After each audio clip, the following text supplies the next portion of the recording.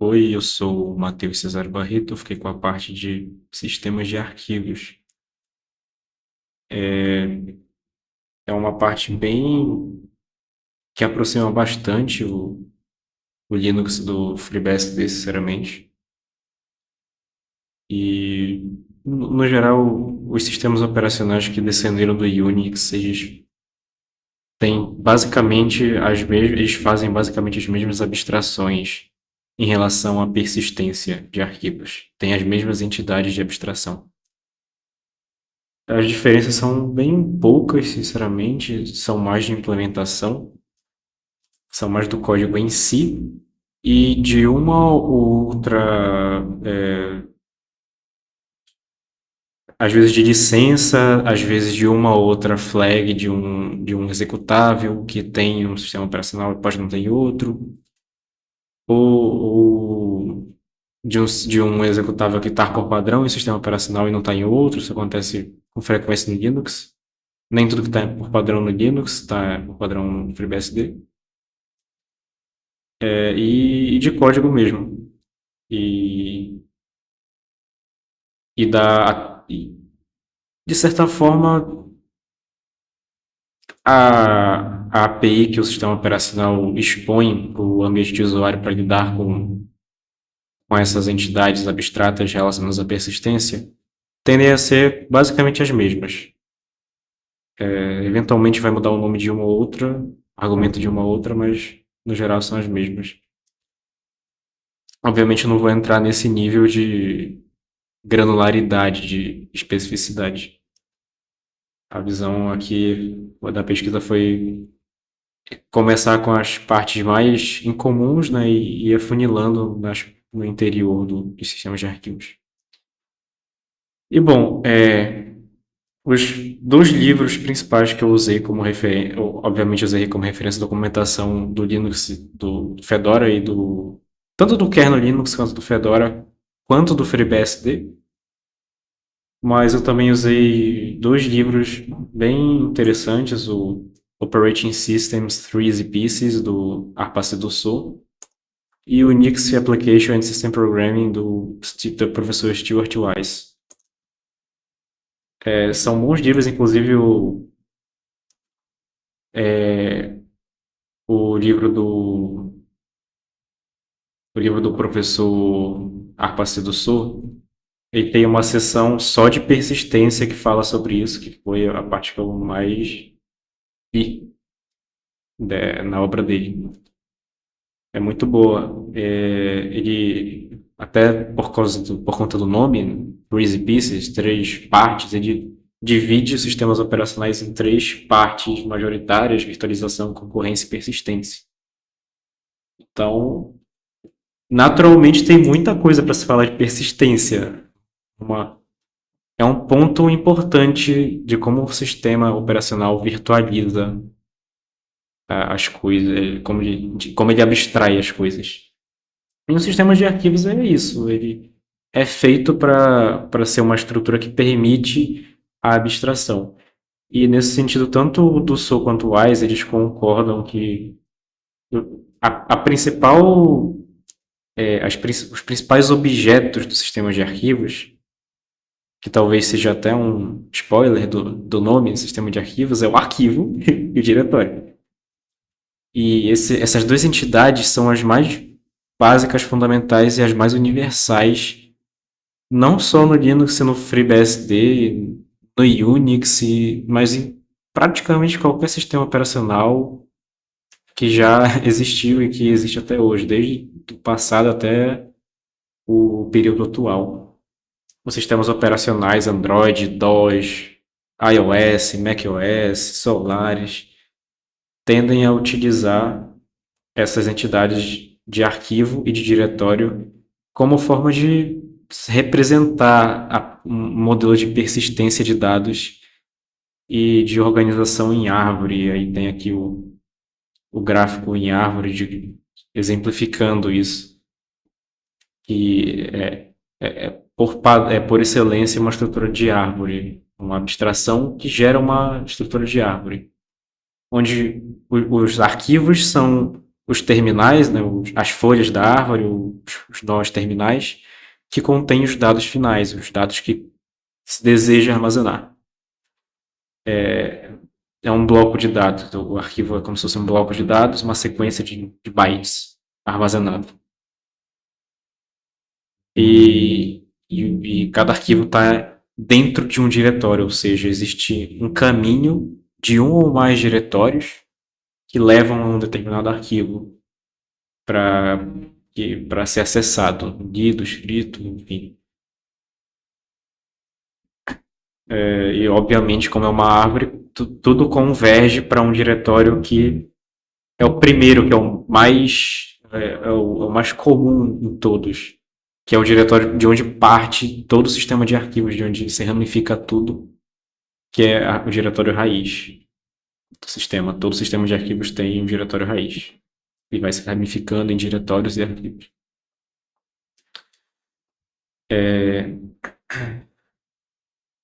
O sistema de arquivos ele envolve tanto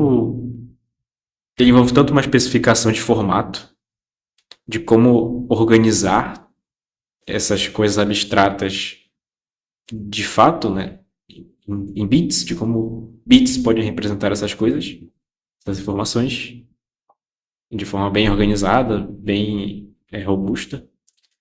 E também envolve o software que é utilizado para manter esse formato, criar esse formato, manter e garantir que que ele continue íntegro durante o uso, o acesso, sequência de acesso. O, o professor Weiss também delega dois pontos que definem um sistema de arquivos, dessa vez não pelas entidades, né, mas talvez mais pela função em si do sistema de arquivos. Ele define que o sistema de arquivos ele permite que, primeiro, arquivos sejam criados, removidos e modificados. Então, o sistema de arquivos ele comporta essas rotinas de persistência. E segundo, que os arquivos sejam organizados em diretórios. Então, esses dois aspectos de funcionalidade é o que se espera de um sistema de arquivos, é o mais básico que se espera de um sistema de arquivos. Tanto o Linux quanto o FreeBSD, o Fedora, ou qualquer outro Linux usando o FreeBSD, suportam dezenas de formatos de arquivos. Isso é uma característica do núcleo do sistema operacional, formatos de sistemas de arquivos que são suportados. Tem a família FAT, aí tem FAT8, FAT16, FAT32, XFAT. Tem também a família XT, que é o mais... O Linux não tem exatamente um formato padrão, mas se tivesse formato padrão seria o XT. É o mais usado. E aí tem o XT2, o XT3 e o mais moderno, o XT4, que é o mais usado, o mais robusto deles. O Linux FreeBSD suporta o NTFS, mesmo o NTFS sendo o formato padrão do Windows, não do Linux, ou do FreeBSD. Inclusive, a implementação no Windows nem é aberta, então só a especificação é parcialmente aberta, na maior parte. E aí, por conta disso, cada sistema, cada núcleo foi desenvolvendo a sua própria implementação. E não necessariamente funciona exatamente ipsis literis como a do Windows, mas enfim, ambos suportam. Ambos suportam também o ISO 9660. O ISO 9660 é um sistema muito antigo de formato de arquivo, que era usado em discos ópticos, os CDs. Ele suporta só leitura porque os CDs no começo só suportavam leitura e ele foi feito para esse caso de uso. Mas esse sistema de arquivos, curiosamente, ainda hoje é usado. Ele não é usado no dia a dia, né? Ele não é usado como sistema padrão de um sistema operacional porque não tem como. Ele não suporta escrita, então a informação nunca ia mudar nada. Mas ele é usado para distribuir instaladores de sistemas operacionais. Antigamente se distribuía com CDs e hoje em dia se distribui como arquivos .iso, que são arquivos formatados com esse sistema de arquivos. E, sim, um arquivo pode ter um sistema de arquivos dentro dele. um arquivo tendo um sistema de arquivos. É um ponto interessante. Também tem o BTRFS, que só está no Linux e não no FreeBSD. Talvez porque o BTRFS seja moderno, mas principalmente porque o BTRFS foi feito sob medida para o Linux. Ele é um sistema moderno feito sob medida para estar dentro do núcleo Linux e usar tudo que o núcleo Linux fornece internamente de mais baixo nível. O ZFS também não é suportado pelos dois, assim como o BTRFS, é suportado só pelo FreeBSD, mas não pelo Linux. E nesse caso é mais uma questão de licenciamento mesmo. A licença do ZFS é aberta, mas não se dá muito bem, não é tão compatível com a licença do Linux em alguns pontos. E aí por isso fica de fora. Pelo menos por padrão do código-fonte do kernel nativo. Bom, tem um monte de sistemas de arquivos, uma quantidade gigante de sistemas de arquivos por aí. Não só nesses sistemas operacionais aí derivados do Unix, mas também tem os sistemas de arquivos de outros sistemas operacionais até mais de nicho, digamos assim. E tem sistemas de arquivos que nem sequer são suportados por padrão em sistemas operacionais. Alguns são só especificações soltas por aí. Enfim, de qualquer jeito, o sistema operacional tem esse papel de juntar todos esses sistemas de arquivos e construir abstrações que valem para todos eles. As principais são a de arquivo, obviamente, de diretório. Mas também tem outros conceitos e abstrações que são construídas em cima disso.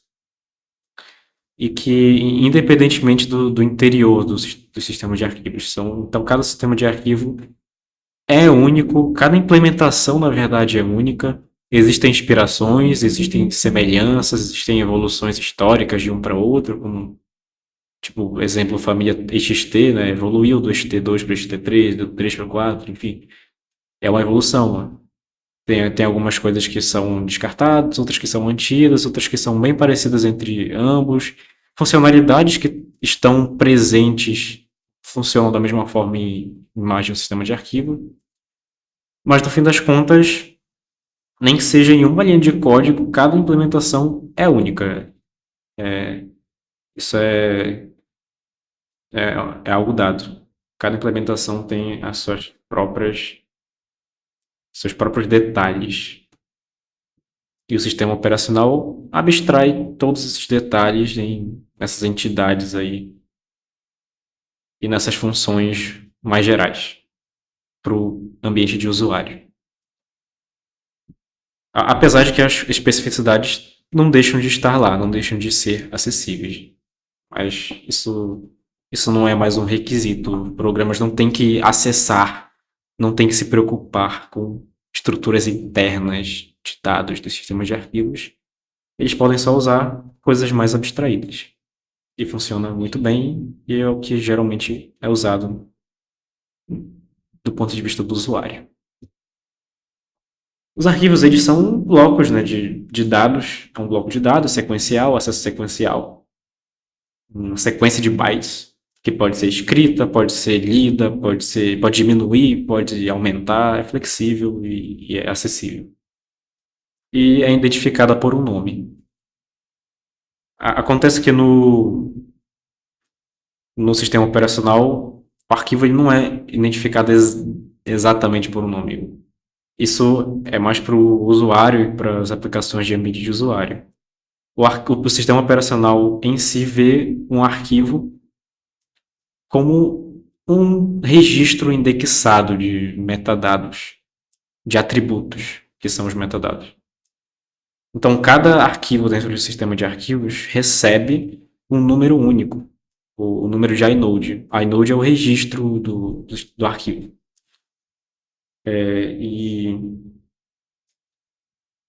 E esse inode ele coleciona dados, mas não dados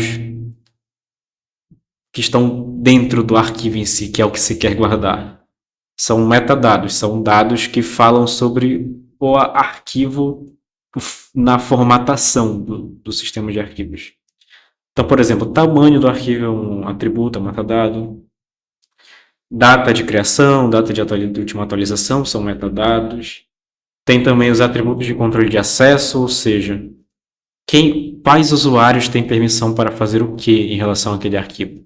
As permissões são leitura, escrita e execução, as três principais. E quais usuários ou grupos de usuários também têm permissão para ou não para fazer essas ações. Isso é controlado por meio de atributos. E até mais curioso, né, se o arquivo é ou não um diretório ou se o arquivo é ou não um link. E aí, nesse ponto, sim, é mais específico do Unix, do Linux do FreeBSD, que os arquivos, tudo é um arquivo. Segue a filosofia Unix de que tudo é um arquivo. Quase, bem literalmente, na realidade. Um diretório é só um arquivo que tem um atributo que diz que é um diretório. Que significa que é um arquivo que aponta para vários outros arquivos. Um arquivo que tem entradas de vários outros nomes de arquivos dentro de si. Esse é um diretório. E o link também é bem parecido. É um arquivo que redireciona para outro arquivo, mas é de uma relação de 1 para 1, enquanto para diretório é uma relação de 1 para vários.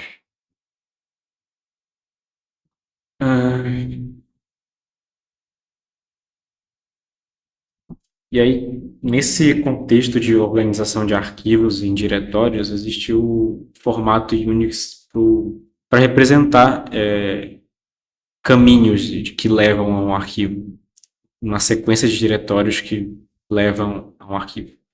E o padrão é separar nomes de diretórios em sequência e nome de arquivo no final por barra tombada para a direita. Quando o caminho for relativo, ou seja, quando ele for um caminho que é realizado a partir da posição atual, ele não começa com nada, ele só começa com o primeiro nome do diretório dentro do diretório atual, depois o nome do diretório que está dentro daquele diretório, depois o nome do outro diretório, enfim, até chegar no arquivo final. Esse é um caminho relativo. É feito a partir do diretório atual. Existe também o caminho absoluto, que ele é feito a partir da raiz do sistema. E aí, nesse caso, ele começa com uma barra e aí segue o mesmo fluxo. Essa barra representa a raiz do sistema. A barra tomada para a direita representa a raiz de tudo, do sistema geral de arquivos.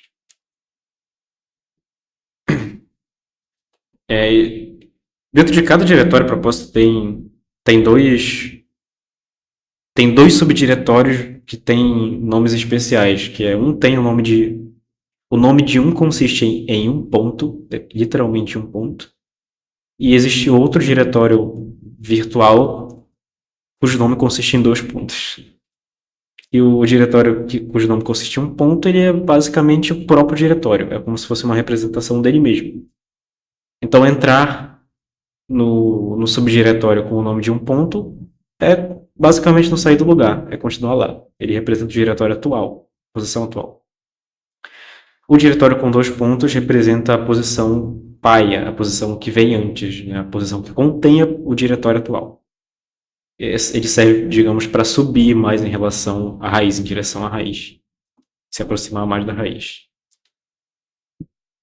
Por exemplo, entrar no diretório e depois entrar no diretório de 2 pontos é a mesma coisa que não ir para lugar nenhum. Porque entra no diretório e depois sai dele. Enfim.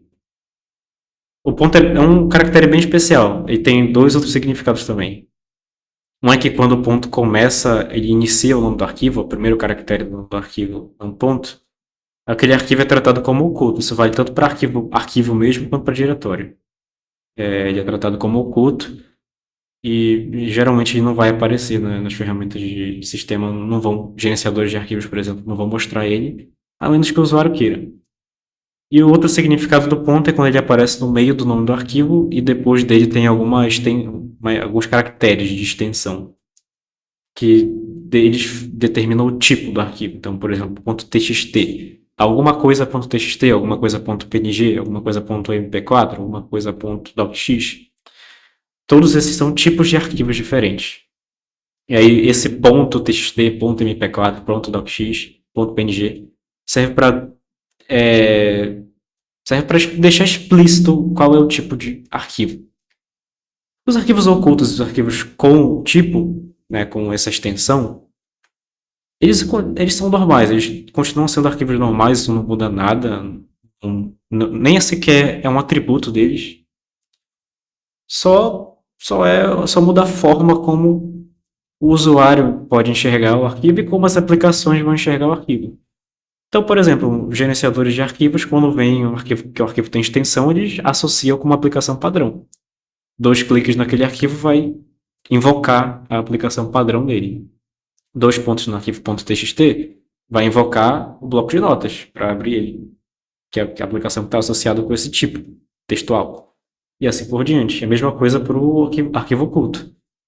Ele é ocultado por convenção de que quando começa com um ponto é oculto. Mas o usuário pode muito bem configurar para não ocultar e, enfim, tá tudo bem. Obviamente o arquivo ponto e o arquivo 2 pontos são ocultos, eles começam com ponto. De certa forma. Aqui alguns exemplos de caminhos e que é que eles fazem, o tráfego que eles representam. E aí tem o link também, toda essa contextualização do caminho é importante para o link. Porque o link ele aponta para. É um arquivo que aponta para outro arquivo. E tem 2 tipos deles. Um tipo deles é o link simbólico, que é um arquivo que contém por extenso o nome do caminho do arquivo que ele aponta. Pode ser relativo, pode ser absoluto, mas é um caminho por extenso. É barra alguma coisa, tarará, tarará. Ou alguma coisa, barra, outra coisa, barra, tarará, tarará. É um texto, é o caminho extenso. E tem também o link direto que não contém o texto por extenso do caminho. Ele contém um número, que é o número do inode, que é o número indexador, que indexa aquele arquivo dentro daquele sistema. Que aí o nome é direto porque no link simbólico, por exemplo, o sistema operacional ele tem que ler etapa por etapa, pegar o nome de cada parte, transformar aquele nome num número, depois ir para aquele número, do registro de arquivo daquele número, depois fazer a mesma coisa, pegar o outro nome, transformar para número, depois pular de novo para outro arquivo, pegar o novo, transformar para número, enfim. Tem mais etapas. O link direto não, ele já dá o número do arquivo final, e como é único, é aquilo mesmo. Não tem 2 arquivos com aquele número, só tem um. É bem direto. A única limitação do link direto é que ele tem que apontar para um arquivo que está no mesmo sistema de arquivos que ele. Não pode apontar para outro sistema de arquivos porque se o link direto tem um número dentro dele, esse número pode representar um arquivo no sistema operacional dele. Em outro sistema operacional, aquele mesmo número pode estar associado com outro arquivo. E então gera uma ambiguidade, por isso que tem essa limitação. Coisa que não tem como simbólico. O simbólico pode apontar para um arquivo em qualquer lugar da árvore do sistema. Enfim, o link direto é mais eficiente, né? E o simbólico é mais flexível, mais abrangente.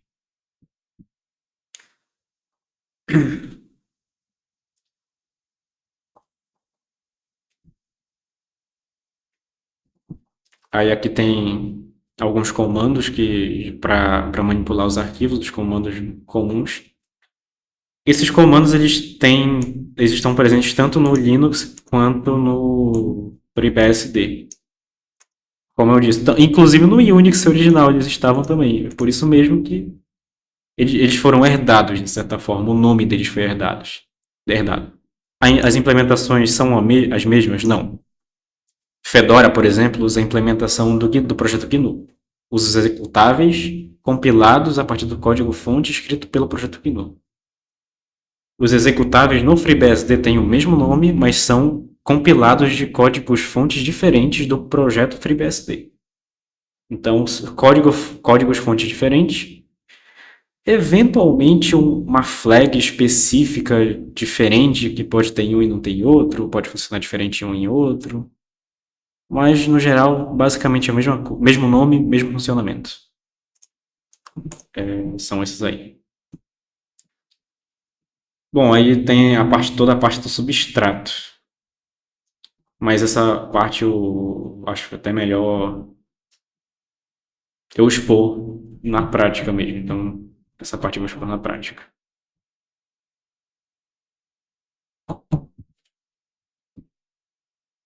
Vinte e cinco minutos.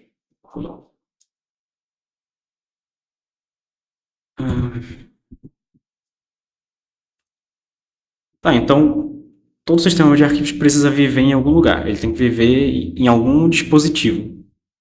Tem que viver em algum lugar que forneça memória persistente de forma sequencial, que possa ser acessada em blocos e que seja, enfim, basicamente isso. Pode ser um arquivo real. Dá para ver, tipo um disco, um CD, antigo CD, final do CD. Enfim, um arquivo real, um dispositivo real. Ou pode ser dispositivo virtual também. Por exemplo, um LSPLK, um comando LSPLK, se eu rodar aqui no meu computador, ele vai mostrar que eu tenho o meu SSD aqui, representado com esse nome, NVMe0N1. Ele tem aqui o tamanho dele, mostra o tamanho dele, mostra o tipo dele, que é de disco. Isso é um dispositivo real. É um dispositivo físico, o meu SSD NVMe do meu notebook, que está conectado aqui no meu notebook.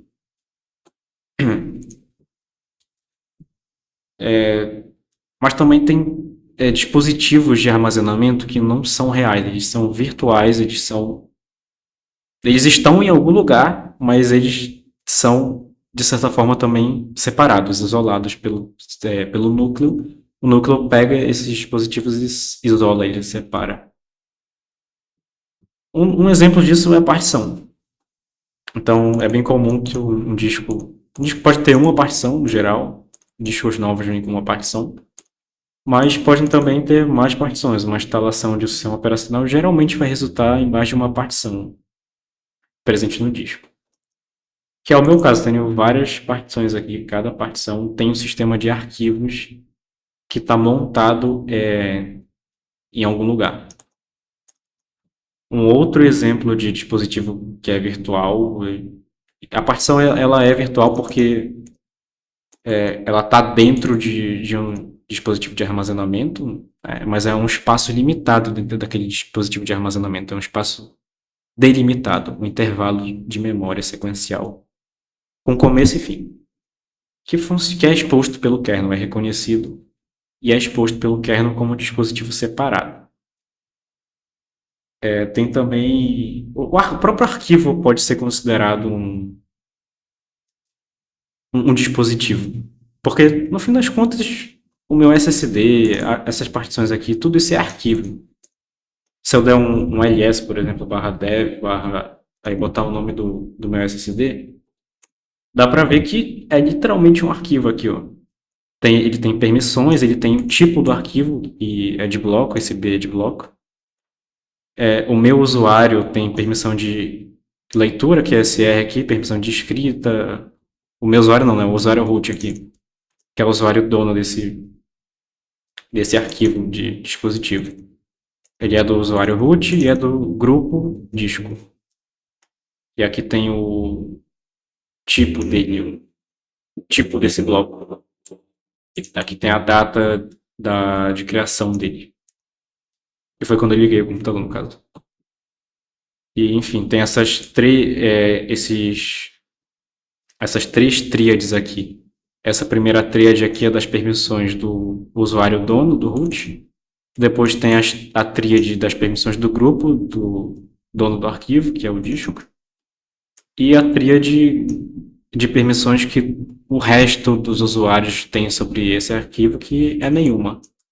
Por questão de segurança, o resto dos usuários não deveria, que não seja o root, não deveria poder ter acesso ao meu NVMe.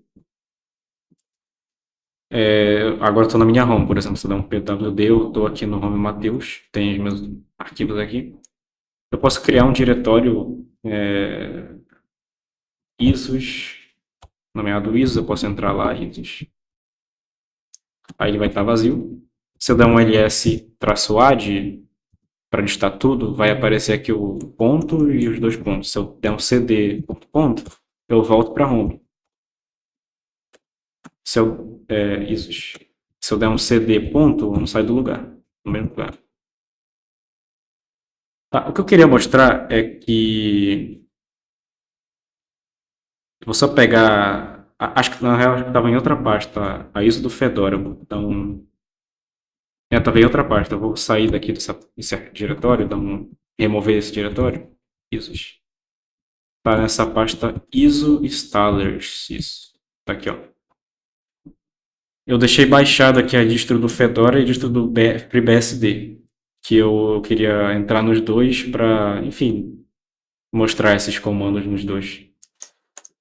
Com a ressalva de que eu não consegui entrar no FreeBSD, tive problemas de boot. Ele é bem complicadinho, mas os comandos seriam os mesmos. E aqui no Fedora também seriam os mesmos comandos. São os mesmos comandos. Eu não estou nenhum nem outro. Eu estou no Linux que eu uso no dia a dia. No Artix Linux, que é um derivado do Arch. Mas são exatamente os mesmos comandos do Fedora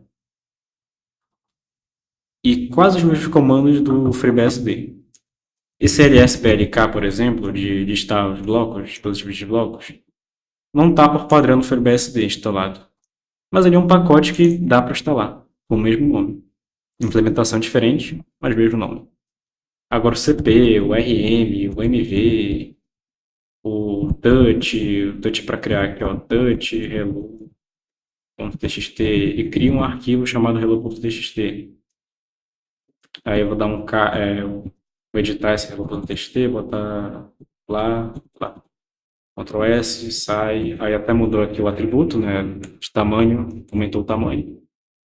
Aí tem o cat, que mostra os conteúdos do arquivo, blá blá.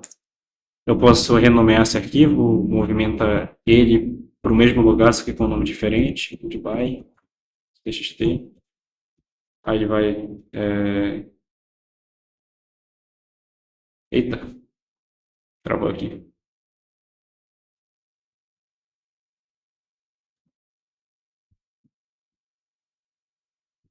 Pronto, voltou. Aí ele vai renomear, enfim. E é basicamente isso. É mais ou menos assim que se lida com arquivos na linha de comando do Linux. Tem também coisas mais... Esses comandos são comandos mais genéricos, digamos assim. Eles são genéricos porque tanto faz o sistema de arquivos por trás. É o mesmo comando. Lá tem o ln também de criar um link, então eu tenho esse goodbye.txt, eu posso criar um link para ele com ln, se eu querer um link simbólico, né, o lns, goodbye. Primeiro eu coloco o destino, depois eu coloco o nome do link.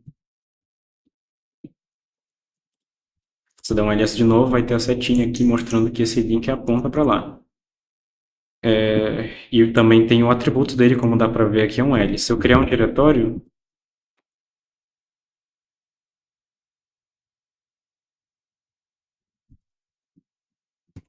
crio o diretório, dá para ver que o diretório tem um atributo que indica que ele é um diretório, mas no fim das contas é um arquivo, um atributo que fala que ele é um diretório.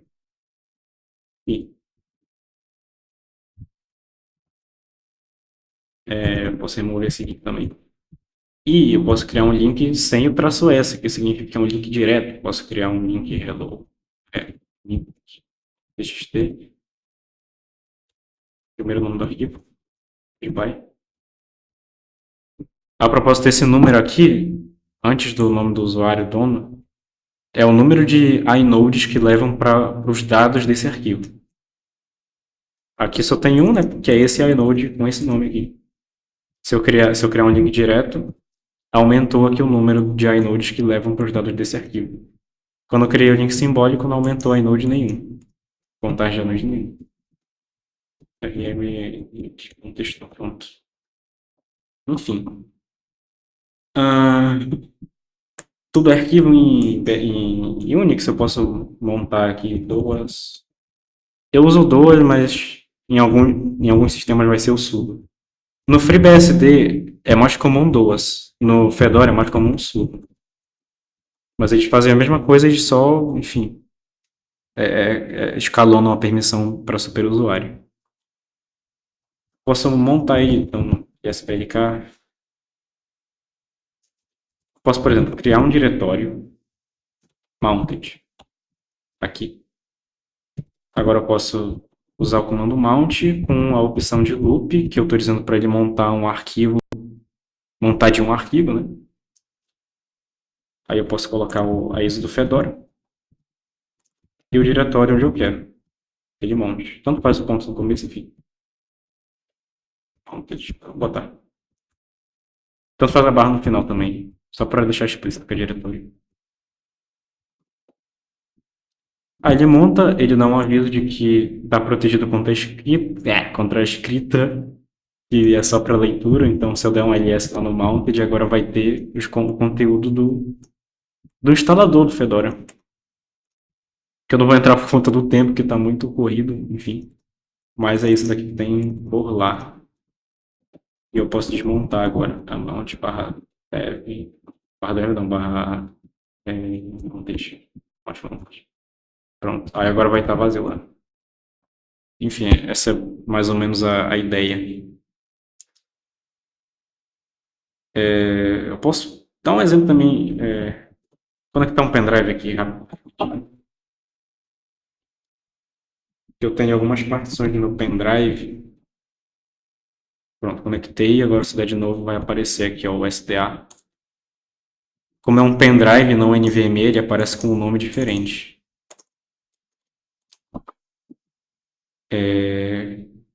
Eu tenho algumas partições no meu pendrive. Essa partição aqui, ela não foi montada em lugar nenhum porque ela não tem tipo de arquivos válido. Ela não está formatada, então eu posso formatar ela. Ao ponto que essa daqui está formatada, está bem aqui, ó. Se eu der um ls aqui nessa localização onde ela está montada, vai aparecer o que é que ela tem lá dentro dela. Agora eu posso desmontar ela e reformatar para apagar tudo que ela tem, barra dev, barra sdl. Pronto, agora ela não está mais montada. Eu posso formatar como, por exemplo, mkfs.fat, a opção 32, né? Versão 32. Posso formatar o barra def barra sda1 como fat. Ele vai recriar um sistema de arquivos lá. E aí eu posso montar de novo esse barra def barra sda1 aqui no mounted desse diretório. Pronto, aí lá no mounted vai estar vazio lá. Uma curiosidade aqui, no FAT32 eu não consigo criar um link. Touch hello.txt. Opa, tem que ser permissões de superusuário. Tá aqui, eu não posso criar um link simbólico. Duas lns hello.txt, goodbye.txt. Não posso porque o sistema de arquivos não permite. O link simbólico não é tão universal assim quanto